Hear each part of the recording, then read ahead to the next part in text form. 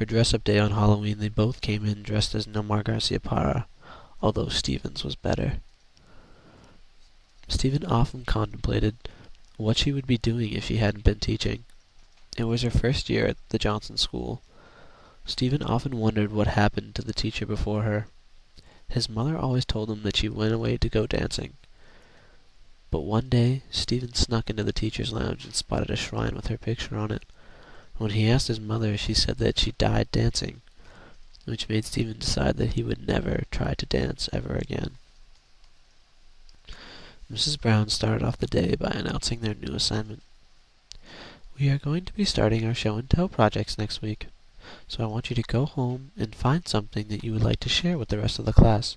It could be anything, a toy, a pet." Stephen tuned out at the word pet. His mind leapt outside of the classroom to his new Christmas present he received just 2 months ago. He knew that Furball would be the greatest show-and-tell project ever. Furball was Stephen's pet guinea pig, whom Stephen correctly diagnosed as pregnant just 3 weeks after he received the gift. The babies were born on Valentine's Day, a day Stephen never forgot. He went to bed with 1 guinea pig and woke up with 4. He named the other 3 guinea pigs 8-Ball, Fireball, and Football. The Ball family was complete, and it was the best Valentine's Day ever. Just then, the bell rang, which meant one thing: gym class. The students lined up, single file, straight as a ruler, said Mrs. Brown. "And remember, no talking. We wouldn't want to disrupt the other classes." All the boys and girls began to giggle and whisper quietly amongst themselves. Stephen thought that walking through the school was scary when alone, and was always told to walk in groups. As they passed by the 2nd, 3rd, and 4th grade classrooms, Stephen made it a point to keep his eyes forward and to never, ever peek into another classroom. He heard stories of the older 4th graders. None of them had happy endings. Stories of the infamous Stephen St. Ives sent chills down Stephen's spine. He spelt his name with a V, because he was cool and bad to the bone. Rumor had it that he stole over 14 bikes last year alone, and the kid who tried to stop him was never heard from again. Stephen also heard that one time he threw a cherry bomb in the toilet and tried to blow up the school. Stephen knew that the only way to survive was to stay away from Stephen St. Ives.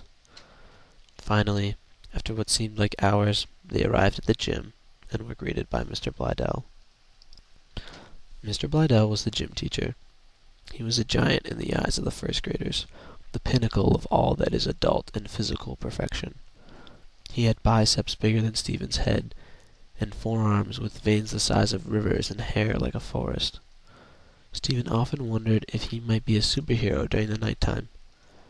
He had long golden blonde hair, and a deep booming voice that resonated through Stephen's body when he spoke. He epitomized everything Stephen wished to become: tall, strong, and powerful. Mr. Blydell sat all the kids down and announced today's activity. "Today," he declared, "is race day." Immediately, Stephen looked across the gym floor and caught eyes with his rival Trevor.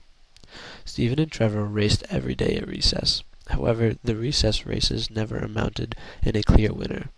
Whoever lost the race immediately declared foul play on the other side, either a false start or a cut corner. Today held in store for the 1st grade class what Trevor and Stephen dreamed of: to be declared the fastest kid in class, a champion of sorts. All the boys began stretching. Stretching consisted of 25 jumping jacks, holding 3 poses for a 10 count, and doing the infamous stork position. After Stephen felt ready to go, he got to the starting line and bent down in a crouch position. His hands were tingling with anticipation, and legs began to shake. He took one last look at his adversary, and the race was on.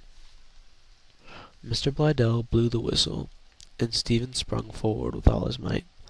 He leapt out to an early lead, and after the first turn, he was clearly in first. Stride after stride, Stephen continued with determination. He envisioned himself like his favorite superhero, the Flash, who ran with lightning-quick speed. Every time his foot hit the ground, he immediately pushed forward as hard as he could, pumping his arms for full acceleration. Everything appeared great, and after the first 2 laps, he had a clear lead and came around for the third and final lap.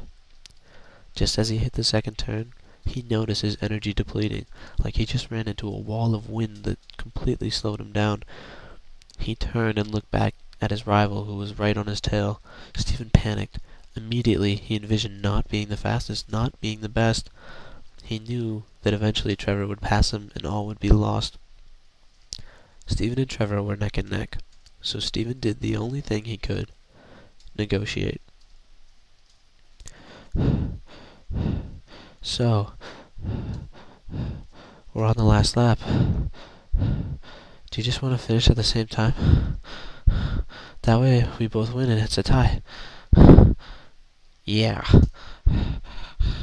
I'm tired, and that sounds good. So long as I don't lose. With Stephen's clever negotiating, it was settled. They crossed the finish line together, and both were crowned fastest kid in class.